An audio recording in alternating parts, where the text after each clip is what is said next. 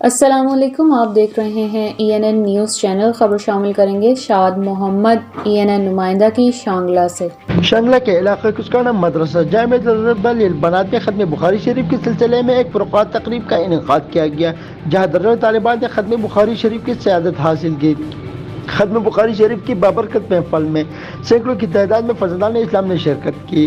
اس روز فروغ تقریب کے مہمان خصوصی شیخ القرآن مولانا فضل حق تھے، جبکہ دیگر علماء کرام شیخ الحدیث مولانا عبداللطیف، شیخ الحدیث مولانا سیف الرحمن، مفتی سردار علی اور قاری زین اللہ اور سیاسی و سماجی شخصیت حاجی محمد علم خان، دیگر علماء و قراء کرام نے بھی شرکت کی۔